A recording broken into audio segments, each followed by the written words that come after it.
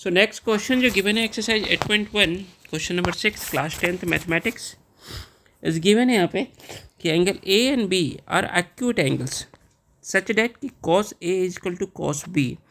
तो जो यहाँ पे गिवन है cos A is equal to cos B, ध्यान देना ए और बी क्या एक्यूट एंगल्स है और फिर राइट एंगल ट्रायंगल्स। तो मैं यहाँ पे एक राइट एंगल ट्रायंगल्स ड्रॉ करता हूँ, ठीक है, और मैं एक और ड्रॉ करूँगा, आपको मैं समझ में आएगा क्यों मैं ड्रॉ कर रहा हूँ। सेम, ठीक है। अब चलो देखोगे तो यहाँ पर हम लेते हैं इसको A B C, this is angle A. अभी एंगल की बी, ए और बी एक्यूट एंगल्स है, ध्यान देना क्या है, ए और बी एक्यूट एंगल्स है। तो यहाँ पे ये बी होगा और राइट एंगल कहाँ पे होगा, सी पे। अब यू नो डेट जिस एंगल की बात करें, इस एंगल की अगर हम बात करते हैं, इस एंगल के सामने क्या होगा आपका,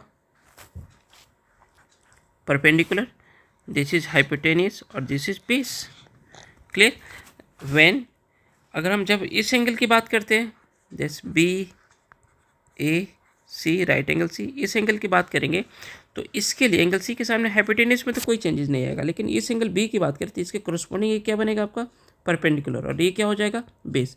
तो ये चेंजेज होता है, एक्यूट एंगल चेंज कर रहे हो अगर किसी राइट एंगल ट्रायंगल्स में, दोनों ही सेम एंगल सेम ट्रायंगल्स है, एक्यूट एंगल अगर चेंज करते हो तो परपेंडिकुलर और बेस का पोजीशन क्या हो जाएगा, चेंज हो जाएगा, ठीक है, इनका जो पोजीशन होगा चेंज हो जाएगा। क्योंकि जिस एंगल की हम बात करते हैं, इस एंगल की अगर हम बात करें तो इस एंगल के सामने जो साइड है बी सी, ये आपका परपेंडिकुलर होगा, इसके सामने ये बी सी है, और इस एंगल की बात करते हैं ये क्या हो जाएगा आपका, परपेंडिकुलर हो जाएगा।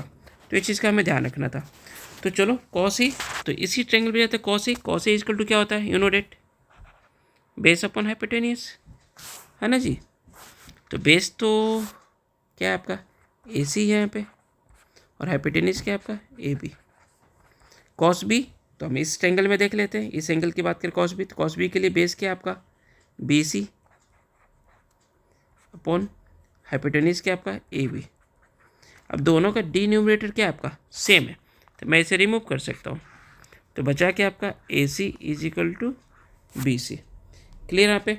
अब किस ट्रायंगल की बात हो रही थी, यही ट्रायंगल है ना जिसमें ये साइड जो है यहाँ पे, ध्यान से देखना, ये जो साइड ए सी है किसके इक्वल हो रहा है, बी सी के, ठीक है, ए सी किसके इक्वल हो गया, बी सी के। अब यू नो डेट किसी ट्रायंगल के दो साइड्स इक्वल हो रहे हैं, किसी ट्रायंगल्स के अगर दो साइड्स अगर इक्वल होते तो by isosceles property,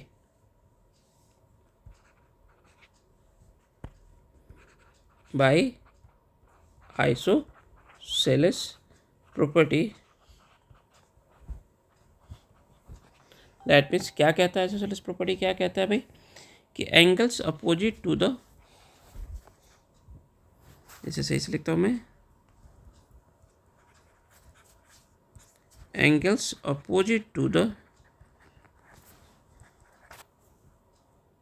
equal side are equal.